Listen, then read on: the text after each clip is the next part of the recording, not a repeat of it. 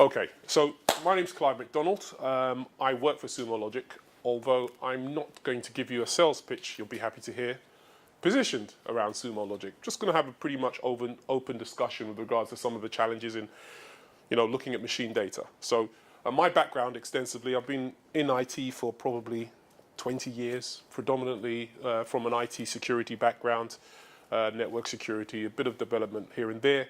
Worked in the city, worked for various different resellers and different security vendors, have had my own organization, and I've now recently moved into Sumo Logic. So again, as I say, security is my background.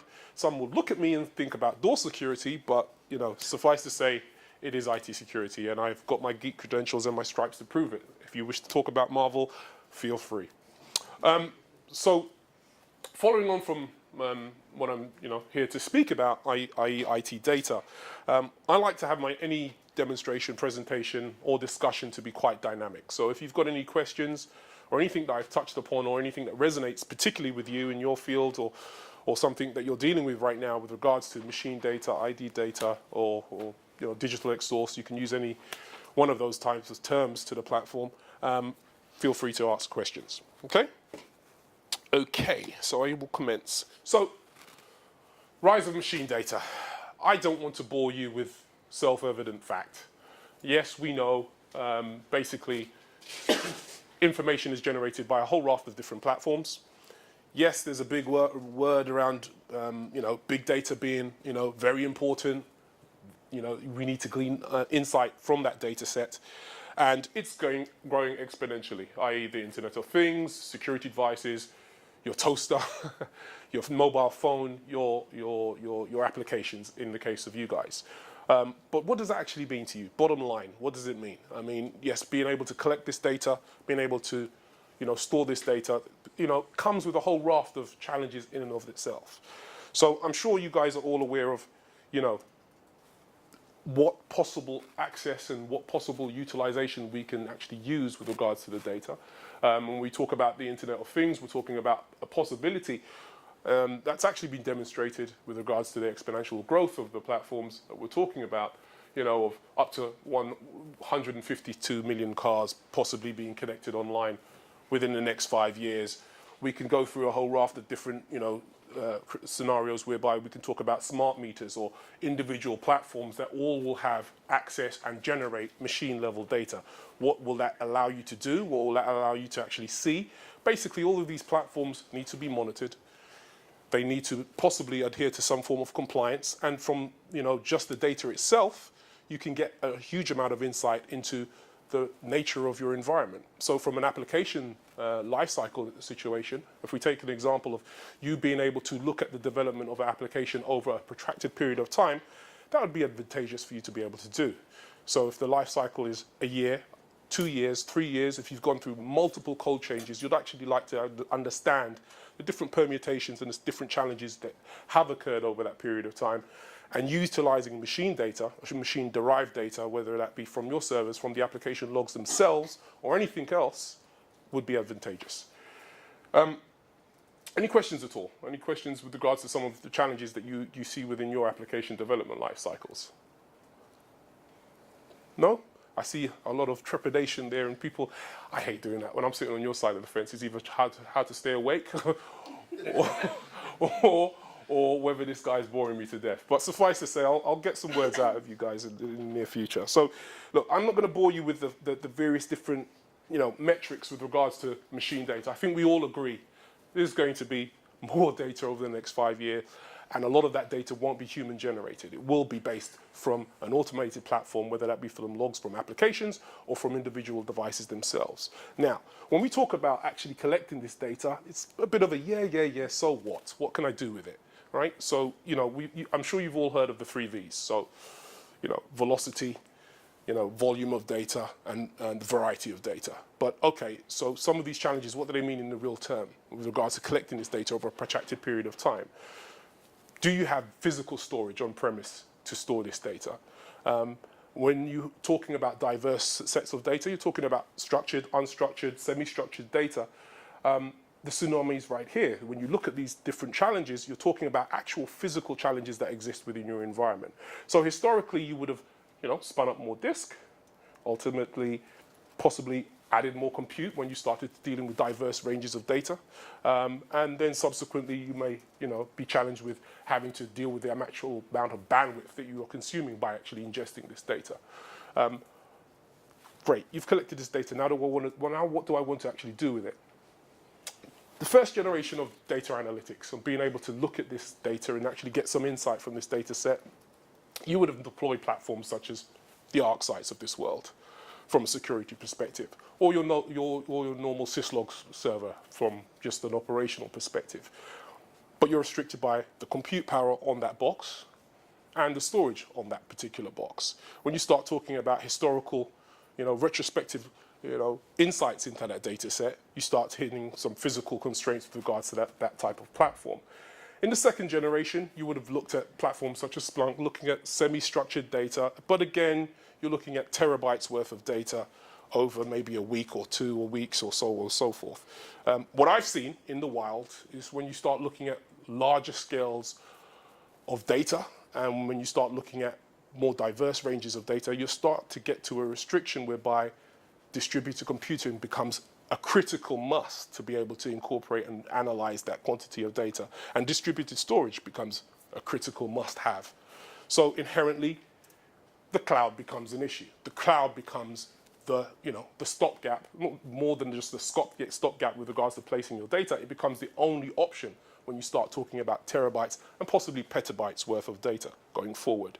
Now, Sumo, being the company that I work for, is positioned within that space. But there are other vendors who talk about a cloud-centric, solution to this challenge. But what you'll find is trying to retrofit on-premise hardware, a platform, and again, you guys are developers. You can imagine if you built a platform to be deployed on a single server, and suddenly turning around and saying, I'm going to have a distributed platform for that same said environment, it's talking about re-engineering that platform from the ground up. And from a market perspective, not such an easy task to do. So for the way we look at this, oops, there we go, let's get this slide there. The way we look at this, and I won't go into this slide in detail, is first of all, yes, we've collected data in the cloud. Yes, we've collected huge amounts of data in the cloud. Now, how do I get a discernible insight into that data? So when we talk about it from an applications perspective, if we give an exact example, if you have a break, something within the application that does not work, but it's a very sporadic instance or occurrence of that fault. If it occurred due to load, or if it occurred due to a bug within the code, right, you may get that information from a debug or some form of log output from that application, or the underlying OS, okay? That may be an example. And if you make a change within that platform, subsequently performance may or may not improve, it may change, but over a period of time, you won't be able to look back over that period of time to see where these various markers and occurrences have happened. Now, inherently, that information is contained within your machine data, but us, being the human beings that we are, this is what we see, a whole raft of numbers. You end up having to pipe. You end up having to search through huge amounts of log data. Being the animals that we are, human beings, we're great at pattern matching. So if I called out the 3s on this page, they immediately jump out to you, simply because of the highlighting of the colors that you see on the screen at the moment. If I then turn out this particular slide, for instance, and immediately the 1s and 0s jump out at you with simple highlighting of that data. Fundamentally, this is what a platform such as Sumo Logic will do for you with regards to your data, whether that be log generated from your applications, whether that be logs generated from your servers, whether that be logs generated from your firewalls, switches, routers, or any other permutation to that data set. Because one of the key aspects of that is, as application developers yourselves, you may not have router networking type centric skills. The network-centric or security guys may not have application development skills, but they do need to have insight into the exact same sets of data according to their uses. and according to their roles and according to their needs. A platform such as Sumo Logic or anything else along this line sits on top of that layer of understanding and, hides a lot of the complexity in relation to that data set and presents that data in a manageable and accessible manner. And that's fundamentally what we do. So when we talk about, machine data, oh great. Big data, oh great. What does it actually mean to me? It means something different to every individual who accesses that data. Again, coming at it from a security perspective, I could see your applications from a totally different perspective than you actually troubleshooting, issues within that platform itself. Guys, again, I'm talking at you.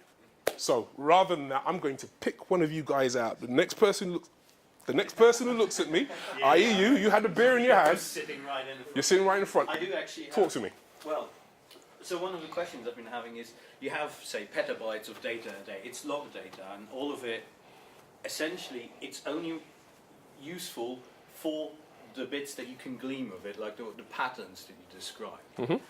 But we're in a place where we just generate incredible amounts of this data all the time, everywhere, and we have the hardware to store it all forever. So I'm just wondering if there's, in a way, there should be some sort of revolution that comes and takes, well, here's the important part of those 10 petabytes of data, here's like 5 megabytes that are useful, and the rest we should just get rid of. I should have bought him another beer because that's a brilliant question, right? So, okay, look, here's the thing. I'm really trying not to talk about my product or the product, but let's talk about the problem. First of all, physically storing that amount of data, right? Okay, so let's assume you have 20 petabytes worth of data, and you've got an environment that facilitates that, on-premise, that deals with that. If you want to search for Clive McDonald as a tall guy, or a short guy, or an idiot, or whatever you want to call me, if that's a criteria within, the data set of which I am, within that 20 petabyte worth of data, I have to know to ask that question. And when I ask that question, I may get the answer and then want to ask another question. Oh yeah, he's tall and he's a black guy. What color shoes does he have? And then I have to search that data set again, right? And I have to go through the same processing, the same effort, the same, somersaults that I have to go through in order to get that first answer. What we try to do is, first of all, if it's a unique question, it's an outlier. If it's a unique aspect of this data set, the more data I collect, the more understanding I have of my environment. I understand trends and norms within my environment, okay? And if suddenly I start doing a backflip, which I won't do because I'll break my neck, but if I suddenly do a backflip out of character, that jumps out within that data set. That anomaly jumps out in that data set. And fundamentally, part and parcel of what we do is to actually, how do you find a needle in your haystack? Remove all the hay. That's what we do. We remove the hay. We don't discard the hay because to somebody else, they might not be looking for a needle. They may be looking for hay. We do not care, but we'll identify those anomalies within that data set. And add to that, you don't want to be a data scientist, I would imagine. Right? That's not your day in, day out role, right? You also probably don't want to manage huge amounts of disk space or huge amounts of managing network traffic or spinning up CPUs or doing all of the things that you need to facilitate in order to accommodate that use case of managing 20 petabytes, 10 petabytes worth of data. So inherently, any solution that will look at doing this going forward, we'll take it as a given that platforms will need to do this. They will need to live in the cloud, inherently by the very nature of what they're trying to attempt, by the quantity of data that they're trying to ingest. So if you talk about volume, 20 petabytes worth of disk online, readily available for you to access and get, results from, that's a huge expense, because if you're talking about actually being able to get, returns on the data set that you search against, talking about SSD disks possibly, right? If we talk about, velocity, we're talking about huge amounts of unstructured data flowing along your network that's not compressed, fundamentally. So when you start talking about those data sets, you start talking about network resources, network allocation, challenges within your environment that, yes, you're an applications team, you're going to be bucking heads with the network team talking about how much resource you're using for your environment. And then the verbose and diverse nature, adding structure around that amount of data so it's actually usable to yourself is a challenge of processing and resourcing in and of itself. And again, all of these underlying platforms talk to things that need to be done. And we take that away from you by inherently going into the cloud. So we use AWS as the underlying platform, but I'm not going to sell Amazon. I'm going to talk about, we could be using IBM, we could be using Azure. The platform doesn't really matter. The methodology and what you have to do in order to accommodate this use case is fundamental. So that's what we would do. Is this something you do or something which you're considering? Because I would have thought when you've got large amounts of data, you're generally looking for, if once a problem's happened, you're looking just prior to that and you're looking for specific things. But if you're analysing data over a period of time, what you're probably looking for is a pattern. So things which you may have not have thought of, which may have impacted into your application going down, may have been slowly building up. Absolutely. Over months. I've worked on applications which will suddenly die, and it's because they just needed to be rebooted. But why did they need to be rebooted? Now, they've been running, let's say, for 6 months, and to trawl through, as you say, that amount of data. First of all, what are you looking for? You may not know, but is there a way? Are these tools provide you algorithms such that it presents you with patterns? Absolutely. Which once it's presented to you, it then may be obvious. Yeah. So, absolutely, we were talking Donald Rumsfeld's world, the unknown unknowns, right? And this is what we do, and this is what a lot of companies do, or profess to do, but not at scale, right? So, for instance, let's take your example as a very, very, it's a perfect case. It's a situation I've worked on myself. So, you'll have an app team. They'll have a perfectly running app, right? Runs wonderfully, no issues for six months. Some nuclear scientist turns around and installs something on the server or the platform upon which that application was previously working. And it works for a week, right? And then your application breaks, but an application that is sitting by the side of it works perfectly well. So as far as the guy who installed that application, he might be a network guy, he might have installed something on that platform and goes, well, look, my thing's working. It's you guys, what the hell's wrong with your application? Without collecting the underlying OS data, the information from the logs that are derived from your application and the application logs that he's installed, or he may have installed on top of that. So maybe it's running some kind of hypervisor or VMware or some code fix, something along the line. Unless you collect a whole picture of that information, store that, and have that transparent to all of the individual people concerned, yourselves, the network team, you can expose the underlying logs of platforms that you no longer own. So you can see those changes without independently of having to speak to that. I won't call him an idiot, but that person. Yeah? And that's the fundamental thing that we bring to the table, or tools like us. Fundamentally, this is what you need to have to hand to be able to answer those kinds of questions. So in relation to the unknown unknowns, yes, we'll understand patterns because somebody installing that piece of software on that platform upon which we know there is a dependence will jump out at us because that's not normal operation. And you can then turn around to that guy and wave a big stick. But I've seen that sort of scenario before where your application falls over and you've done no changes and you've asked everybody have they done any changes and there's nobody's done any changes. Nobody holds their hands up. And then you get told, well, actually there was a network change or something which actually impacted your application. But I was talking more about, let's say something with the application. Mm-hmm. Let's say it has to happen 3,036 times before it falls over. Okay.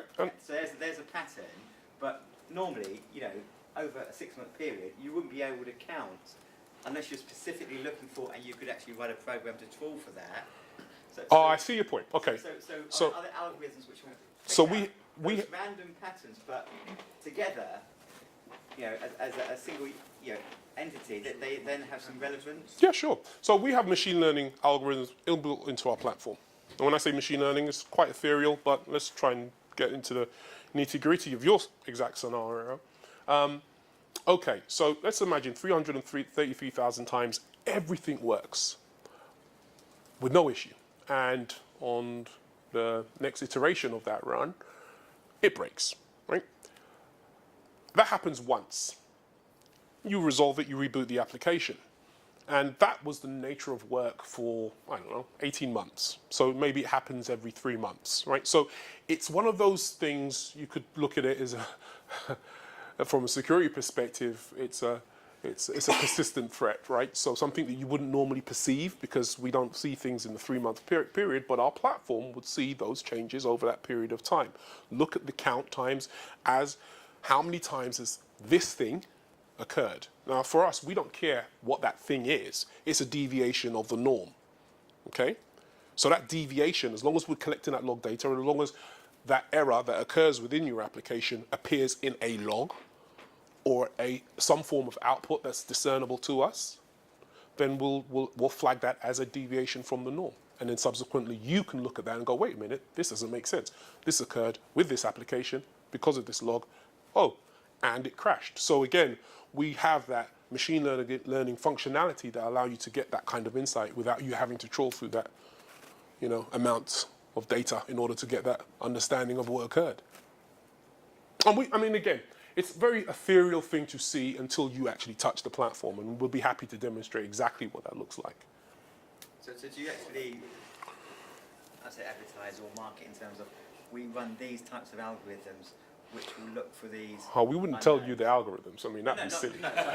But in terms of the variety of, because it must be all maths-based. Yes.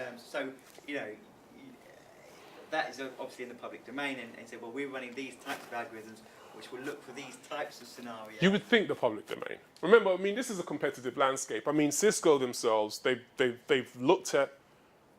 Okay, let's go back slightly, and I'll put on my, my salesy, well, not salesy, but I'll put on my commercial hat.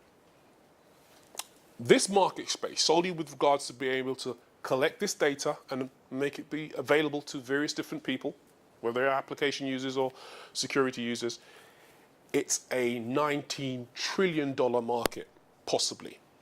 Even if they're overshooting, half of that, just a little drink of that will do me very well. I'll have as many games and comics as till I can, I'll die with comics on my breath.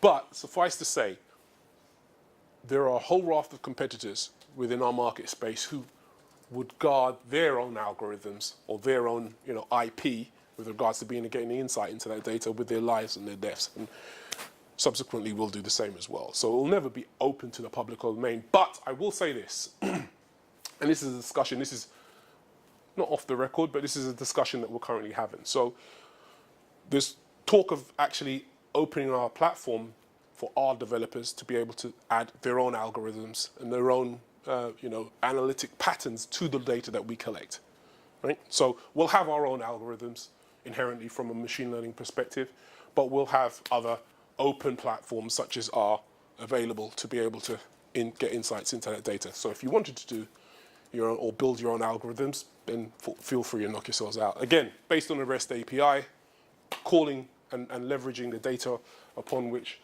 we collect, it wouldn't be problematic for us to facilitate at all. So basically, let me understand. So your company, we would provide you, you'll get our data, Yep. data, every single data. So basically, as a company, we want to find a particular error, so we add a counter. Say for instance, we have a lot of 403 errors. We can add a counter 403 errors, and we can see how many times the 403 error happened in the course of a period. Absolutely. So yeah, it's Absolutely. I mean, this is the thing. The ability to actually ingest data, I mean, collecting the data is a challenge in and of itself. Collecting it at velocity is a challenge in and of itself. But the variety and the verboseness of that data is something that you also have to add structure around. Now, we give you the tools, and we add structure around it inherently for commonly known platforms, but as long as it's humanly readable, ASCII type format text. If it's binary, yes, we'll have problems. We'll have to, go back and start talking about something else. But suffice to say, if it's humanly readable, we'll parse, normalize, and index that data, all in the cloud. Will it take two different unstructured data sources and combine them? Won't combine them per se, but it will add an index around. Identify Yes. where similar things have gone wrong. Yes, so I'm working right now with a company that shall remain nameless for exactly the same sample from a development perspective. So we've got 2 data sets that are formed in 2 totally different separate structures, but the error codes that exist within them have some correlation between them. We'll normalize that data set, columnize them, and then look at the various aspects, pull those out and correlate the 2. Do a basic join, and in order for you to get the information you need to actually get access to. Yeah? Great stuff. So again, I'm talking at things specifically for this audience. I'm talking about a DevOps viewpoint, and again, touching on the conversation that we had earlier. People tend to live in silos. We're tribal, right? So if you're a development guy, that's what I do. I'm a development guy. To hell with those security guys, to hell with those network guys, to hell with everybody. We rule the world and Warcraft forever, right? Yeah, but we do rule the world, that's the point. I agree. I agree. Hey, man. Oh, well, no, I'm a Skyrim dude. I stay away from that Warcraft evil. I need to get washed once in a while. I know, because I've come off of that crack. So, but suffice to say, right? We are. That's the nature of who we are. But data is just not that. It just doesn't care. It's a bit of a whore. But it's a whore that needs to be accessed by everybody. Because it's a whore, right? but inherently, you get my point. You get my point. The fact is, we wear these hats and we put silos around this data artificially. What our platform does is break those chains, basically, and allows different people who have different insights and different understandings of that data set to actually get access and useful information from that data. So for instance, we're not just talking about collecting application data. We're talking about collecting underlying OS data, network data, all of that data, and exposing it to you as an application developer in order for you to make intelligent decisions about how you move forward with your application. And in the inverse of that, getting the security monkeys off your back and saying, well, look, you've got our logs. This is what we've done. Go away and look at them through this platform. Leave this alone. So it's a mutually beneficial kind of scenario. Anybody else? I'll crack on then. Okay, great stuff. So I'm not going to kill you by slide decks. I'm going to try and hit some core points. So we've talked about a lot of this, but I'll go through some of these points. So collecting and centralizing information, terabytes, petabytes worth of data from anywhere. How do we do this? We deploy a collector on-premise, Linux, Windows, common platforms. We'll deploy an agent. Agent has the ability to ingest logs that are about the 100,000 messages per second, diverse size of messages per second within a single collector on a 4-core processor platform. So we're talking huge amounts of data just on a single collector if you need to. Pulling that, compressing that, normalizing that, and piping that into the cloud. Now we can also obfuscate the data at collection before it actually goes into the cloud. So if there's any key aspects of data that you don't wish to leave your premises, or you wish to hash or hide information that's of a sensitive nature, you can do that with a collector. And then we've talked about searching and analyzing the data and detecting and predicting. So I haven't touched on our predictive functionality. So from a DevOps perspective, I'm going to put this hat on now. So you've gone from a development life cycle and you're watching, let's just take a simple scenario, resource utilization on the server attributed to your application. And over a period of time, that utilization will escalate for this particular application. We would have the ability to predict at X time, you will reach X amount of utilization of that platform if all things are equal, right? So having the ability to predict when you need to allocate additional resources to your environment and a whole raft of different things is something that we do. And we derive that from the machine data. So the way we look at log data, machine data, digital exhaust, whatever name you want to put around it, is fundamentally the DNA of any organization. And the more data that we ingest, the more understanding we get of that genome. And what you choose to do with the DNA You can turn me into Charles Xavier, hopefully, but you'll be able to change the aspects or understand the aspects of your environment just from being able to collect that amount of data and being able to get an insight into whether it's from an application perspective or a business-centric perspective. Having the access to the data is of great importance, will become more important as you see going forward. Okay, so we touched on BlobReduce. So the question with regards to the needle in the haystack, this is the technology that facilitates that. So we would look at basically hundreds and hundreds of lines of, millions of lines of logs. And within any environment, there's going to be repetitive data. Why are you going to look at the repetitive data? Probably you won't, because that will be normal business operations. So what we'll do is we'll rationalize and aggregate that data and start to just look at outliers that deviate from the norm. Pull those out and have those exposed to you so you can start to look at those deviations because they may be of interest. They weren't previously, but they are now. And they jump out at you, and then you can start to get a little additional insight into that data set. And again, touched on anomaly detection and transaction. So this will be of interest to you guys as well. So being able to look at a transaction from, let's take a web application. You come in from a location, you hit your website, you make a back-end call to a database, SQL, whatever, and that may make an additional functional call to another application. Maybe it's a quite complex application, some form of cash payment or whatever. You'll be able to understand all of those processes from top to bottom as long as we collect the log data from the underlying platforms. Some of those platforms you might not have direct ownership of. You may be utilizing, I don't know, a third-party cloud-based service that may be facilitating some aspect of that application's transaction. By being able to collect the logs from that platform in conjunction with your own, you'll understand the true transactional process of that environment without having to actually directly interrogate the platform that you're not responsible for. Okay? Okay, so let's talk about scalability. So let me whiz through this. This is a slide that we do need to talk about. So whether it's ourselves or anybody else, what happens and what has happened is a lot of people will profess to be a cloud platform.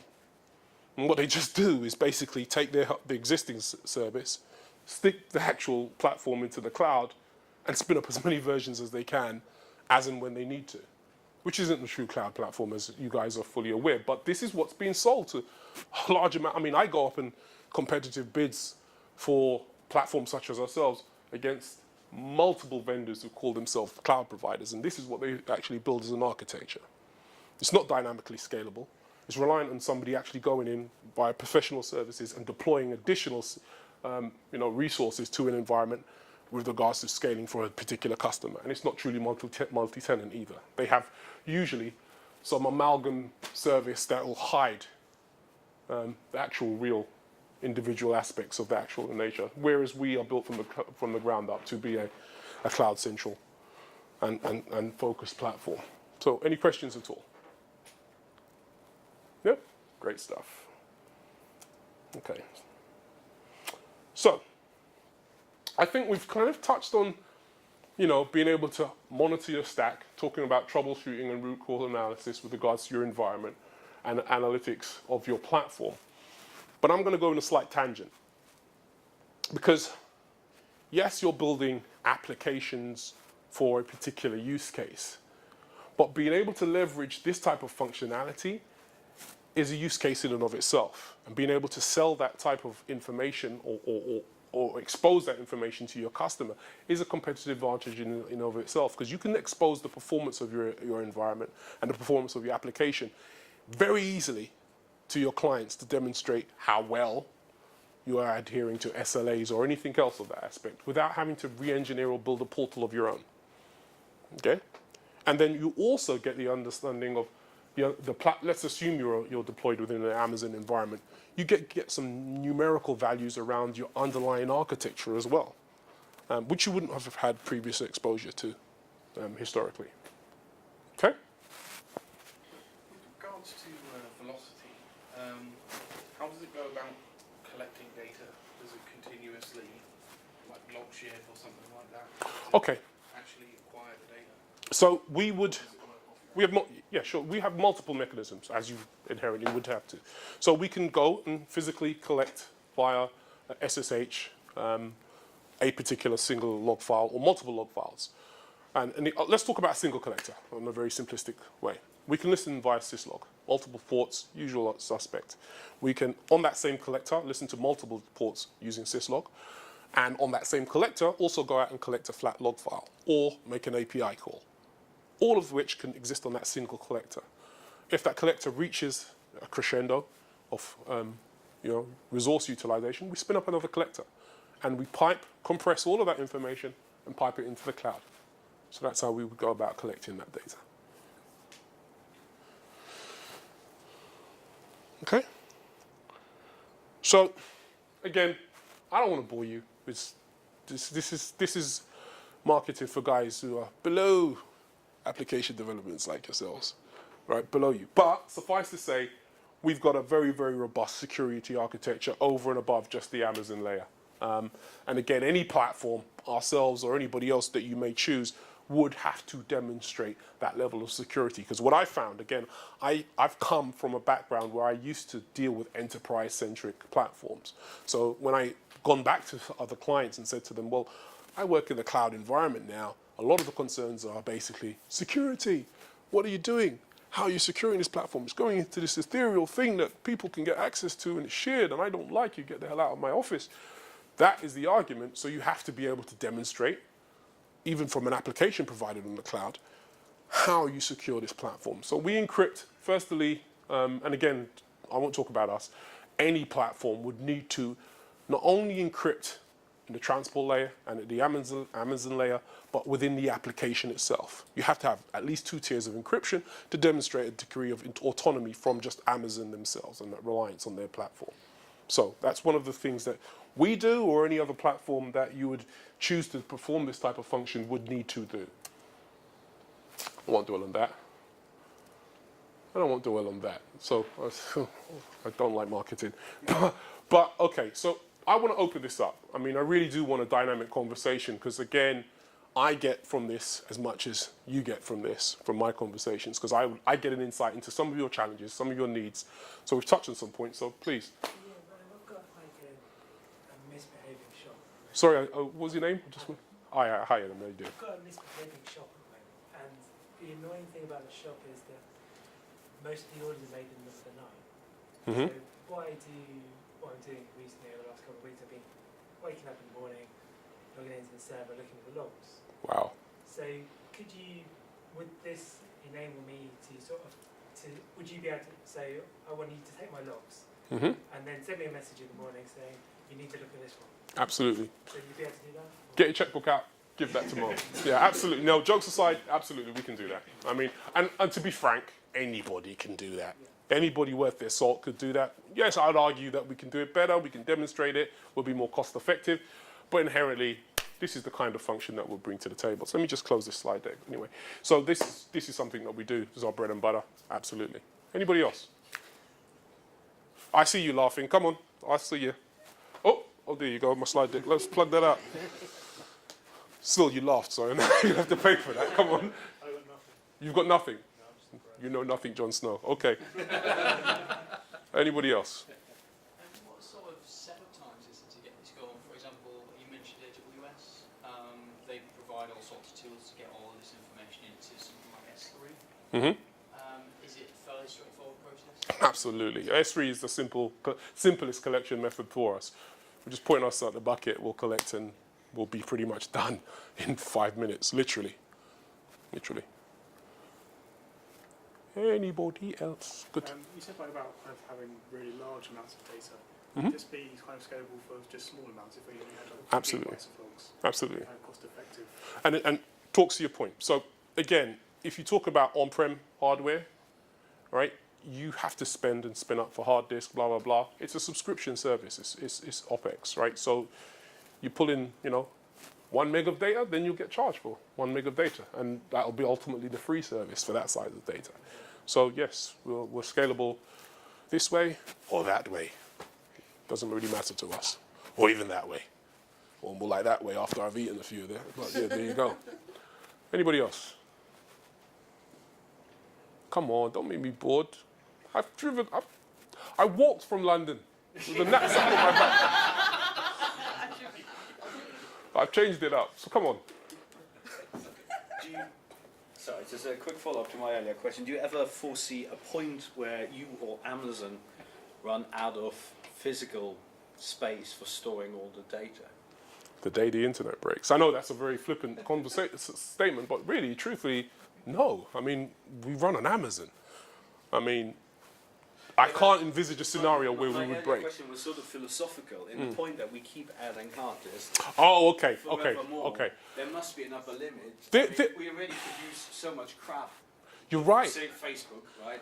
Now, no, you're right. You're right. some of this is very interesting and very important because we have structure to it, and we have said we want to know this, right? But I do worry that we keep pumping more and more information out there, and it's getting harder and harder to find what we're looking for, and that's why we keep building systems that, in a sense, editorialize. But again, I mean, I'll be honest with you. I mean, when I was coming from, and it's a very good point, when I'm coming from an enterprise, you know, you're talking about CPU, hard disks, you know, spin times, how quickly do I get my I/O or return on X query or whatever it may be. But the truth is, if you make the actual commodity hardware cheap enough, yeah, and the data is valuable enough, chuck money at it. Yes, but that's the thing. If the data is valuable enough, isn't it? But then again, if you're talking about how valuable is the genome, if you just look at, you know, okay, if I've broken the genome, right? Me, Clive McDonald, great, Nobel Prize, wonderful, great. I understand your genetic makeup, but I've got no practical application for it. It's useless, right? So I've done all of that work with no practical application to that. But if I now know how to turn you into Wolverine, that. It's really painful, that transformation. No, but I change your bones into adamantium, right, from a genetic standpoint, because I'm that guy, right? So, but you see my point. If you can apply a practical application to the understanding of that data, because genome, machine data. But that's what I'm saying, in a way. If we could predict better what data is useful and just chuck the rest. But we'd make some space. what's useful to you is not useful to me. And that's the point that I touched on with regards to the silos. Right, and that's why you do keep it all, because it's useful to an audience. I'll give you an example of something I actually did work on. So a security service, which will remain nameless, not door security. Yes, I do go to the gym, but no. They have a use case for data whereby they'll look at an individual who has no transactions in their bank account above £10,000, which will alert Inland Revenue Service. They have no discernible outgoings from that bank account, such as bills, wages going in, wages going out. It's just there, and very small transactions that go through that bank account. No transactions on a Friday, okay? Right? And that particular individual has come from a deemed to be suspect location, right? They will take that piece, that subset of data, and focus resources at looking at that individual, right? Whatever those resources are. That's an example of a data set that may be applicable. And Tesco do it to us all the time. Sainsbury's do that to us all of the time. But the more data we collect, the more granular the data, and it can't get much more granular than machine-derived data, the greater use cases you can have for the data. And some of the challenges that I have as an individual, talking about this entity, this function, is articulating to somebody who may have a very narrow requirement how this can be useful to you in your role. Because I'll have to change hats to the next audience that I speak to and talk to them with regards to that same data set, but I have a totally different perspective on that data. So inherently, to answer your point, I really do believe that the issue of collecting the data and storing the data, once people really understand the value of it, that becomes moot because they'll chuck money at it. They'll chuck money at it, whether it's Amazon, whether it's Microsoft, whether it's Google, they'll chuck money at it. And if it gets to a crescendo whereby money alone won't actually deal with the actual hardware challenges or the physical challenges. They'll develop another technology in order to deal with that issue because there is so much gold in them there hills. So that's my view on it. I mean, again, and this is just my personal view. I don't know how you guys feel about it, but kind of conversation I like to have. Yep. 2 minutes. 2 minutes. Okay, well, I'm pretty much wrapping up here. So again, I've left some of my cards on the table. I'm really not going to do a real selling pitch. I'll leave that to Mo. You'll run around and do all of that stuff. If you wish to have a conversation about our platform or just an informal discussion ongoing, because again, I do like to do this. I'm a bit of a geek, believe it or not. So, you know, I'm happy to have a conversation about this going forward at any time. So hopefully this was useful. I haven't bored you to tears. I haven't seen anybody fall asleep yet. So hopefully it was useful to you. And I'll walk back to London now. Okay? Thanks, guys.